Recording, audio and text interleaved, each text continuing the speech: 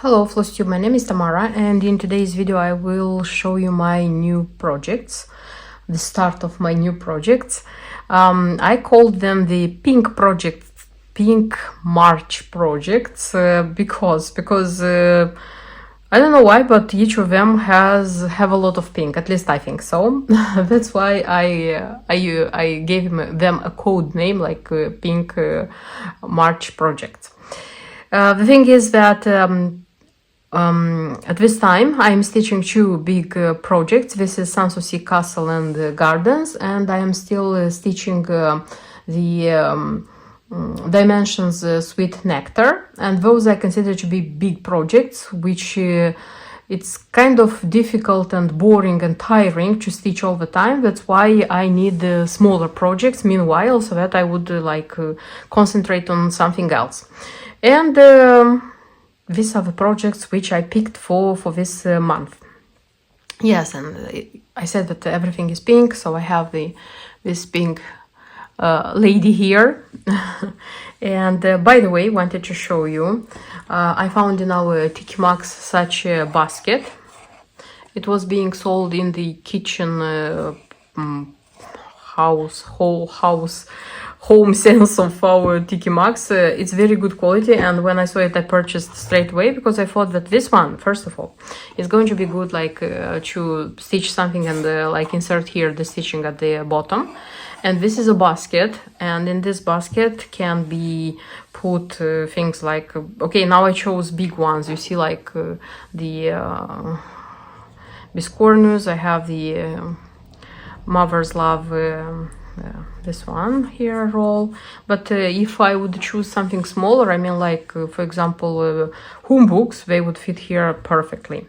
And I also have this design which I stitched last year, I think it was last year, from Mill Hill. This is from the series which is out of print, and I have it here because my next first project, pink project, is going to be also a mini banner like this. This is from Spring Designs Spring Collection, is the Swan Song. Yes, it looks like this because it was purchased on our eBay, but believe me, it was purchased for a very, very decent price. That's why I can forgive such a thing. They are rare and they are quite expensive, by the way, and that's why I was happy to purchase it for £7, I think it was. So previously I have stitched and finished this one, and I have one more. This one was made from scratch because I didn't have the original kit, but it's made with absolute original materials. And now I intend to have this one, the Swan Song. So for the Swan Song I have the chart. I had the chart in the pack. What else? I had the bead pack. The beads is petite, always is petite in these designs, because the fabric is Aida and it's 18th count, you see? That's why the big beads wouldn't go here. The fabric which is needed, yes, the fabric is small. I have to iron it first because it wouldn't go. Okay. And the embellishment pack, here are 3 flowers and 1 heart. They will go the flowers will go here in the vase, and the heart goes here. And I have one more pack where I have the threads, and I have the gross green ribbon which will go here, this ribbon. I have a cardboard, a piece of cardboard which goes here, so that when you finish it, it will be hard here. And 2 needles, the bead needle and the beading needle and the thread needle. And that's it. So I'm going to make a sense out of this project, means organizing it, and I am going to show you how this one is going on. I started stitching this one and wanted to show you the project, how I organize the project and how I do the project itself, because I quite rarely film these details, not because it's a secret, I don't want to, but most of the cases when, for example, I am at this stage, I prepared everything and I start stitching, I have a drive of stitching, and I usually forget that I could film this part. And the second reason is, you know, like when I remember that it would be a good idea to film, I'm thinking, oh, I have to prepare the set for filming, I have to prepare everything, and this is going to take time, and this time can be used for stitching. But today I said, okay, let me be a good floss tuber and film these details. So, Swan Song, the Mill Hill thing. I ironed the fabric because, you know, it was folded during many years, and I was afraid that after stitching, when I'm going to iron this one with the beads on it and the stitched thing, it won't go totally. That's why I had a good iron of it, so that the where the stitch is going to be, so that it would be, I would make sure that this one is nice. I put it in such hoops. For me, it's okay. I did the same thing with the previous shoe I stitched. So for me, this way of stitching is a good one. What else? I sorted the threads. This is how they look like. Nice ones. Nice, nice, nice. And I use such organizers because for me they proved to be the best ones. I mean, the most practical ones. They are quite cheap, foam, kind of foam. And here I just write with ink pen, I write numbers like 1, 2, 3, 4, and it has 36. You can use up to 36 numbers of floss or symbols here. And I do this with numbers because I used to use the number method. I don't know how to call it. Look, here is the key. And I just next to the symbol I wrote number 1, this is dark mauve, number 2, this is medium mauve, and so on and so forth. So I know for sure which sign goes with which number. And this is the way I use to organize all my designs. And that's why I don't spend extra time to draw the symbols, to print them, and to, I don't know, I just work with this, by this method for, I think, more than 2 or 3 years, like only with this method, and for me it's the best and it's the fastest one to use in stitching. So this is about the threads. And by the way, I like stitching with many needles. So I use needles for all the colors. For example, here I have 8 colors of floss. I would need at least 8 needles, at least 8 needles. And usually my needles come in such twisted needle cases by Prim. And here I have here is not so much because I used to take out for other designs. I have 2 or 3 things like this, and I fill them in with needles size 26. Because in the last years, I noticed that these are the best. This is the best needle size for me. Lately, I have been buying these needles from DMC. I don't have a new pack now to show you, but as soon as I'll get one, I'll show you.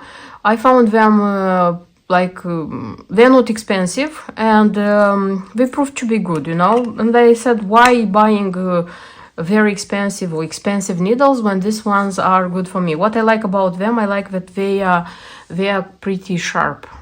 I like sharp needles. I don't like the blunt ones, you know. That's why this one's proved to be very, very good. So whenever I have like a project, I started the project here, I take one of the twisted needle cases, I come and I take the needles I need here. If meanwhile I start another project, I can take this one. I say I have 3 of them, so they are going throughout all the projects. When the project finishes, I'm just collecting the needles, put it back here. Nevertheless, I have needles smaller size. They were purchased I think 3 or 4 years ago, and I purchased I don't remember how many. I think I have more than 40 needles there, because they are in another like needle twist like this. And I purchased them to use for small count, you know, when I'm stitching, for example, on 36 count, on 40th count, but I don't stitch so much on those counts, and I find those needles too little. I like the 26th size. And in case I need larger needles, because there are moments when you need a larger needle, those needles I have them, but I didn't buy them because I usually collect them from designs which I use to stitch. For example, I stitch a mill heel. There is a beading needle and there is a cross stitch needle.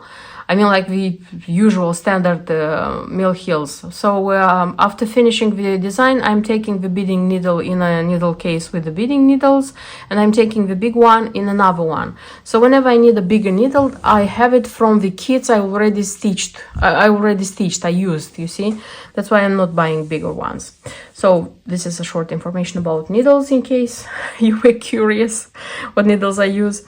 And beads. The treasures, I organized them in such an organizer. I needed a smaller organizer. I have two larger ones, but they are good for bigger designs, you know, when there are like more beads, things like this.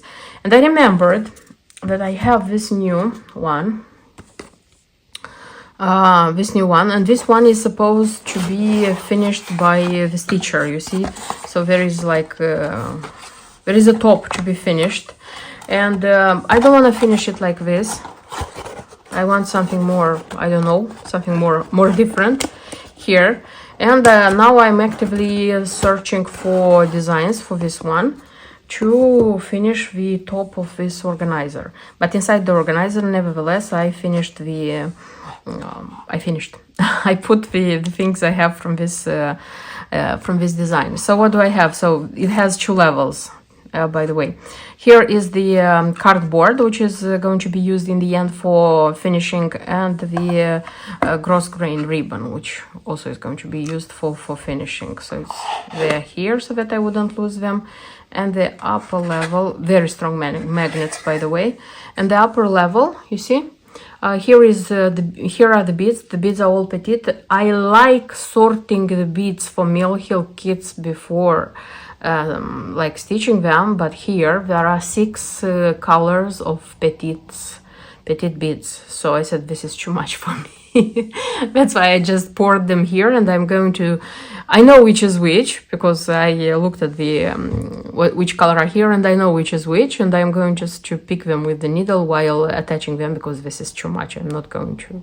I don't want to be a Cinderella. And the treasures of these 3 flowers and the heart here, you see. So because first I do the stitches and then I attach the beads, the treasures. That's why I don't need this one like from the very beginning. Okay, and what else? One more thing is that finally I started stitching these designs correctly, because in the previous 2 ones, I showed that I have previous 2 ones. Both are stitched in, the cross stitch is in 2 threads.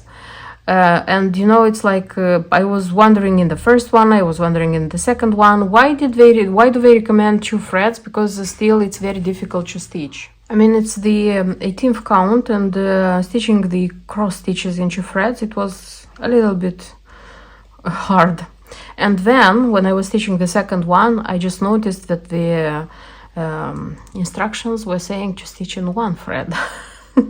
I didn't like rip it off or frog it because it was like a lot stitched here. I finished it like this, but now I started still stitching in one thread finally. I just counted how many we have. So I looked the size of the design. I counted how many like how is it called, threads, how many threads we have here. I found the center, just left the space here because I started from the down part and I started stitching.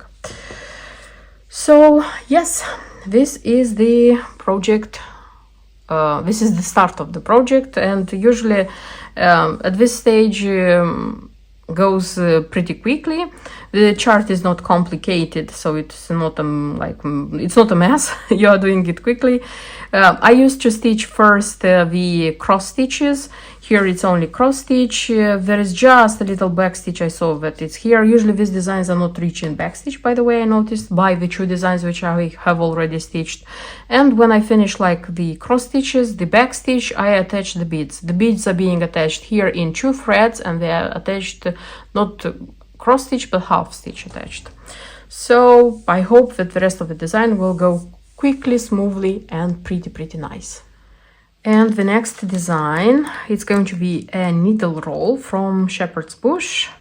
Yes, I decided that I want to make another needle roll. By the way, last year in March, I stitched such a needle roll. This is a Mother's Love. You know that we celebrate Mother's Love in Mother's Day in March. So I wanted something. I like it very much. And I decided, why not trying? And these are the materials. This is the thing. Let's open it and see what's inside. And here is what I have inside. There is the preview. Preview is a photo all the time. Konica. The chart. What else? The fabric. I always say that you should trim the fabric from the first moment you're opening the kit. And the lace. What else? The embellishment pack. It's just one type of beads, the button, and the beading needle and the stitching needle, the ribbon which is used on the edges, and the threads.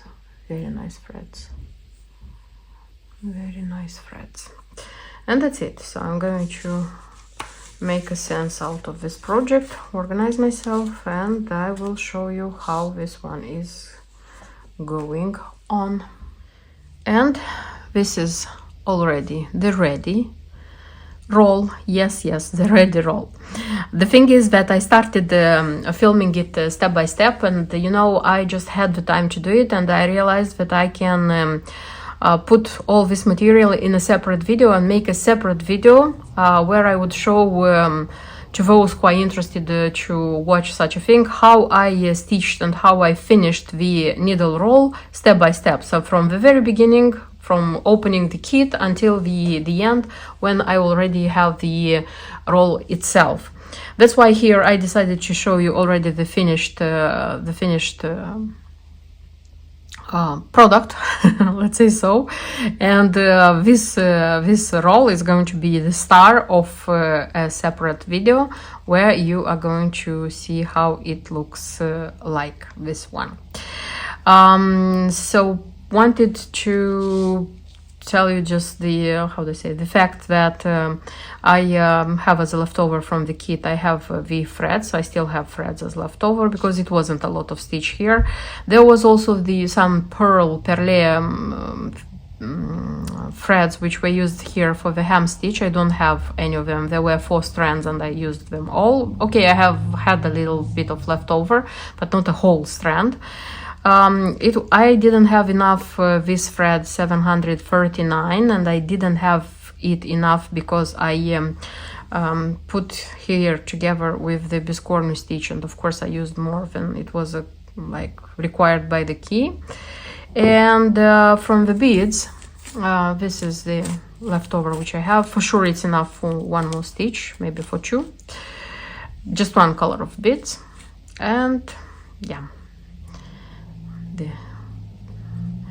as I call them, the pink projects of March. Here it's not such a lot of pink, but it's a very, very beautiful and nice thing, and I like it, of course, a lot. And one more design I want to start. This is kind of unexpected for me as well. This is such a design from Sunset. This is the textured Victorian House. This is needlepoint. It's not cross stitch, it's needlepoint. I have been buying this one, I would say last year, if I'm not wrong.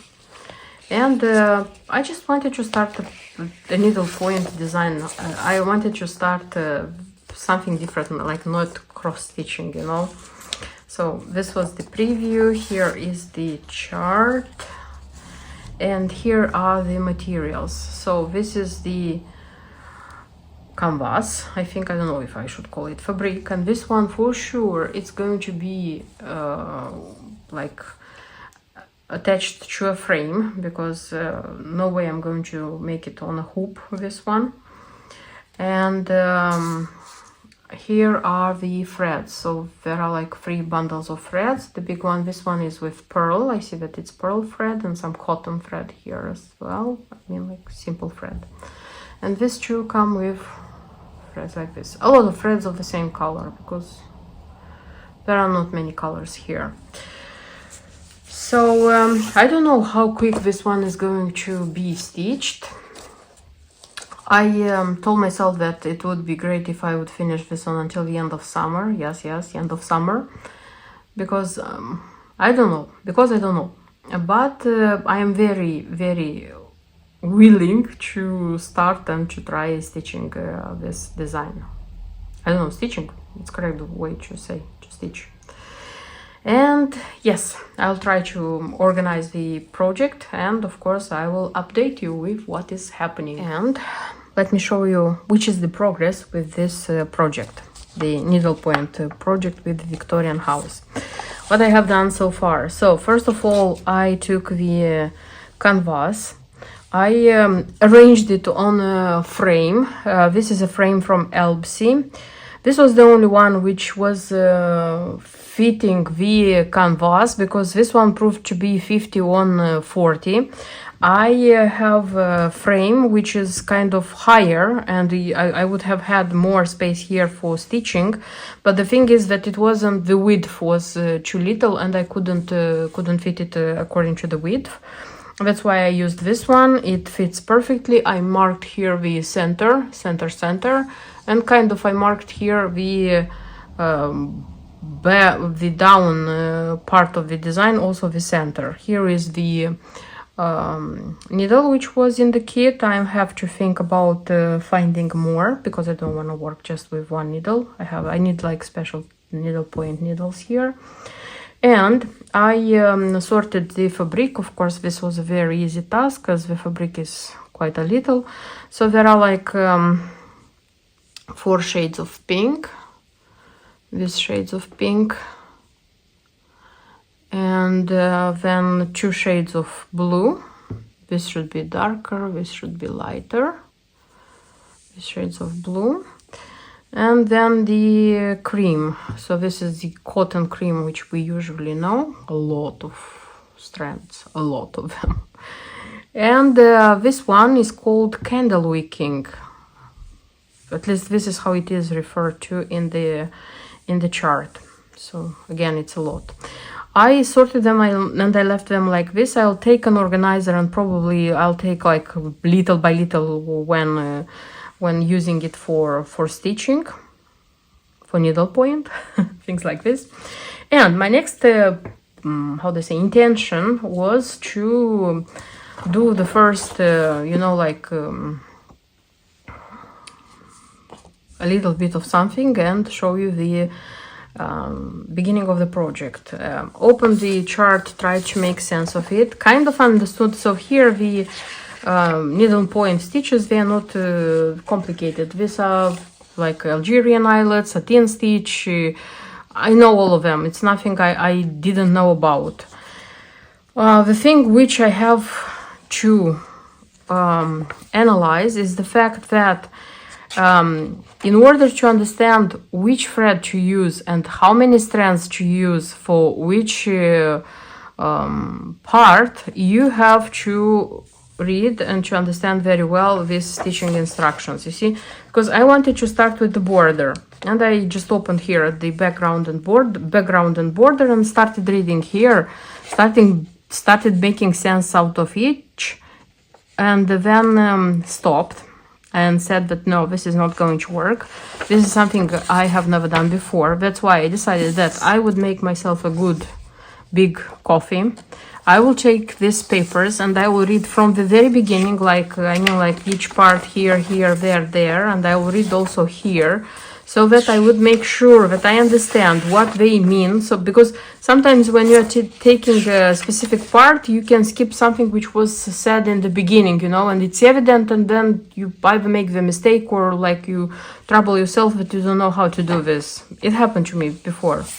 That's why I know from my own experience.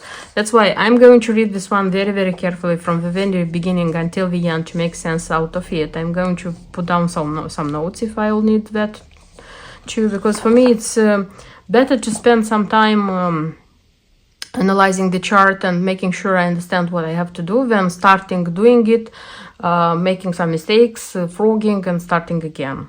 Okay, so that's why I won't show you probably any stitches now, but I hope that in my next videos I will, how do I say, I will show you even more. So hope it's going to be a nice project to do, and I'll of course share my experience with you. That's everything I wanted to show you in today's video. I hope it was interesting for you. I hope you liked my new projects and you will watch my next videos to see how they are going on. But until then, bye bye.